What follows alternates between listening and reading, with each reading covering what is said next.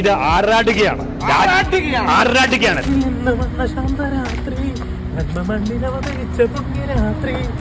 പറയാൻ വാക്കുകളില്ല. Really amazing. Amazing എന്ന് പറഞ്ഞാൽ അമേസിംഗ്. തൂക്കിയടിക്കും ടർബോ, ചുഴറ്റിയടിക്കും ടർബോ, ഹാമർ കറക്കിയടിക്കും ടർബോ, മമ്മൂക്കായുടെ ടർബോ, ഈ പറന്നടിക്കുമ്പോഴേക്ക് ഇഷ്ടമായി ടർബോ. നമ്മൾ എപ്പോഴും പറയാറുണ്ട് എന്തൊരു വെറുപ്പിക്കലാണ് ഇവനൊക്കെ എന്ന്. എന്നിട്ടും നമ്മൾ തന്നെ ഇവരുടെ വീഡിയോ ഷെയർ ചെയ്ത് താഴെ ചോദിക്കും ഇവന് വട്ടാണോ എന്ന്. ചിരിക്കാൻ കൂട്ടുകാർക്കും 4 ഗ്രൂപ്പിലും തട്ടും. സത്യത്തിൽ വട്ട് അവർക്കാണോ അതോ ഇതൊക്കെ ഇരുന്ന് കണ്ട് സമയം കളയുന്ന നമുക്കാണോ?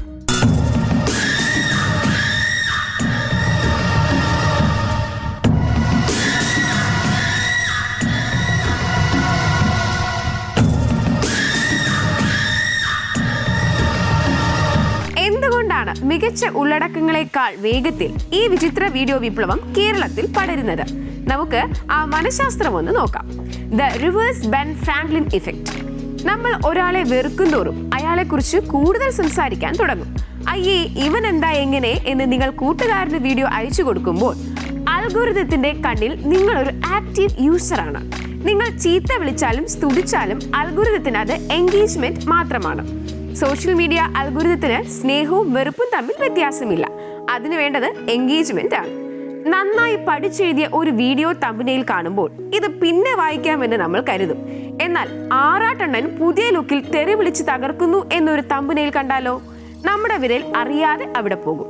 ഇത് നമ്മുടെ ചോരയിലുള്ള ആകാംക്ഷയാണ്. ക്ലിക്ക് വീണാൽ അൽഗോരിതം കരുതും ഓഹോ ഇതൊരു സംഭവമാണ്.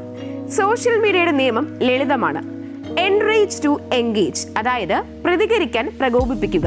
ടിക്ടോക്കും റീൽസും വന്നതോടെ മനുഷ്യന്റെ ശ്രദ്ധിക്കാനുള്ള കഴിവ് സ്വർണ്ണ മത്സ്യത്തിനേക്കാൾ കുറഞ്ഞുവെന്ന് പഠനങ്ങൾ പറയുന്നു. സിനിമ എങ്ങനെയുണ്ട് എന്നറിയാൻ നമ്മൾ റിവ്യൂ നോക്കുന്നത് സ്വാഭാവികമാണ്. എന്നാൽ സന്തോഷ് വർഗീയ റിവ്യൂ പറയുന്നത് കേട്ട് ചിരിക്കാൻ വേണ്ടി മാത്രം തിയേറ്ററിന് മുന്നിൽ കാത്തു നിൽക്കുന്ന ഒരു ജനതയും ഉണ്ട്. നിത്യ മേനോനെ കല്യാണം കഴിക്കണം, ലാലേട്ടൻ ആറാടുകയാണ് തുടങ്ങിയ സ്ഥിരം ഡയലോഗുകൾ ഇദ്ദേഹത്തെ ഒരു ജീവനുള്ള മീമാക്കി മാറ്റി.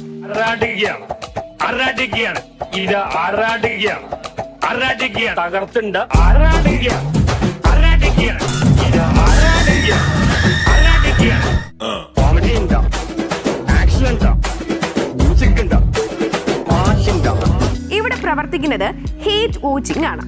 99% പേരും ഇദ്ദേഹത്തിന്റെ വീഡിയോ കാണുന്നത് കമന്റ് ബോക്സിൽ തെറി വിളിക്കാനും കളിയാക്കാനും വേണ്ടിയാണ്. പക്ഷേ അലിൻ ജോസിനറിയാം ഈ തെറിവിളിയാണ് തന്റെ അന്നമെന്ന്.